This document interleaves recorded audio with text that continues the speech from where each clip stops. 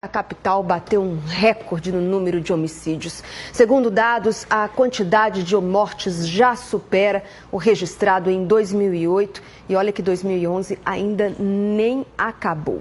Muitos pais e mães continuam perdendo seus filhos nessa luta diária. E um dos maiores vilões dessa história é o crack.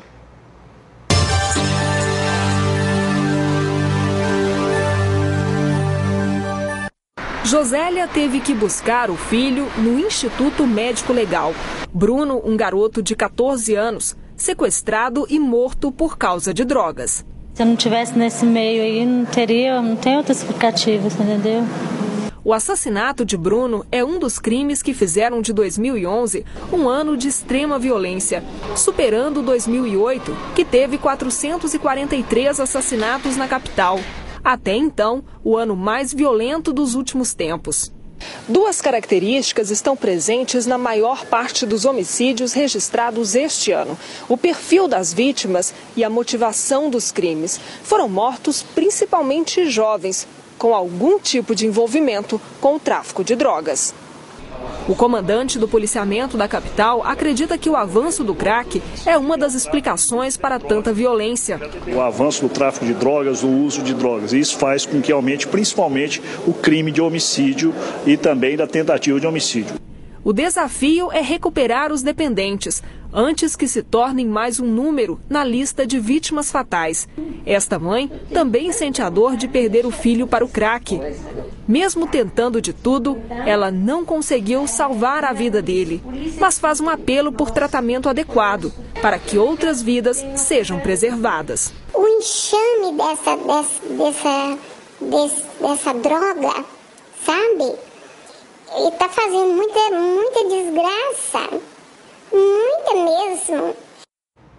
E o aumento assustador da criminalidade dos homicídios nos últimos meses foi um dos fatores que levaram à troca do comando das polícias na semana passada.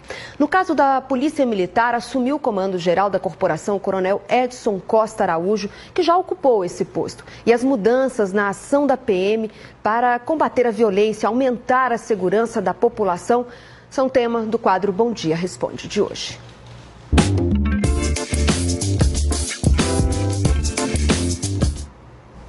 Está aqui no estúdio conosco para responder as perguntas dos nossos telespectadores o novo comandante-geral da Polícia Militar, coronel Edson Costa Araújo.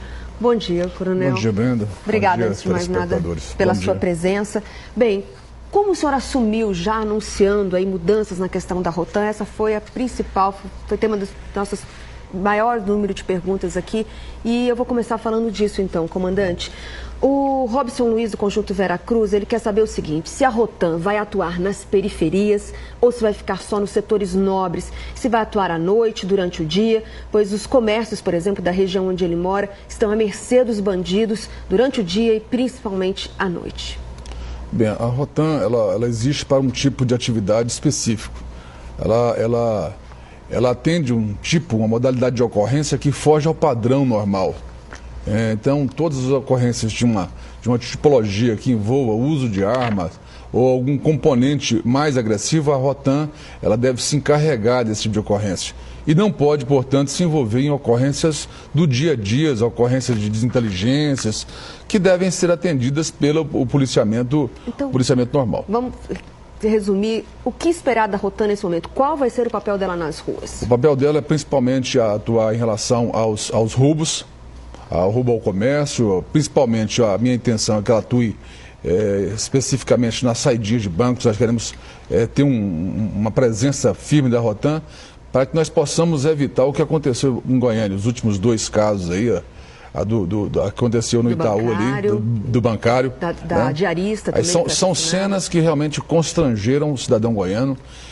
São cenas que amplificaram a insegurança. A insegurança é um estado mental, né? E esse estado mental, ele foi, com aquelas cenas que foram veiculadas, com o fato em si, a frieza com que foi demonstrada aquele ataque, né? Ele realmente trabalhou negativamente na percepção do social. Vamos à pergunta, então, que veio de alguns telespectadores nossos do interior. O Renato Silva, de Catalão, e a Rosilda Lopes, lá de Pires do Rio. Eles falam basicamente o seguinte: se eles querem saber se o GPT, que seria, digamos assim, uma versão da Rotan no interior do estado, também vai voltar a usar preto, também vai voltar aos moldes antigos, porque eles também estavam usando o mesmo uniforme do restante da corporação. Da mesma forma.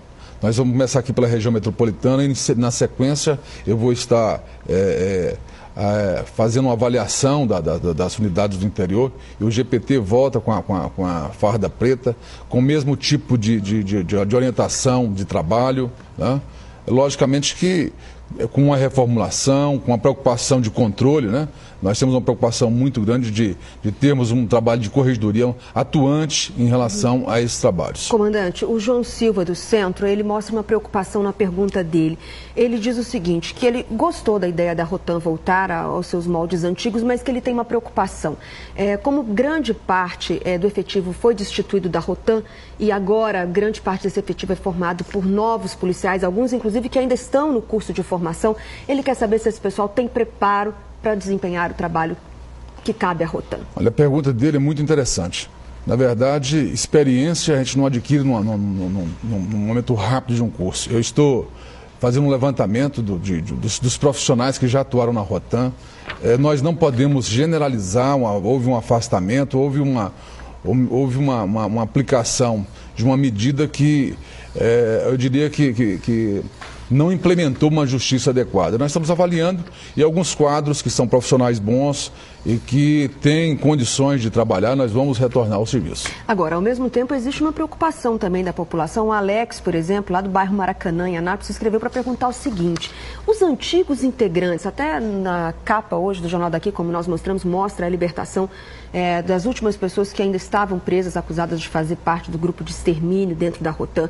Eles vão voltar para a corporação, especificamente para a Rotan, aqueles antigos integrantes que foram afastados, e se a Polícia Militar criou mecanismos para que essa nova Rotan que volta às ruas hoje também não caia nesses mesmos vícios das quais o antigo batalhão foi acusado.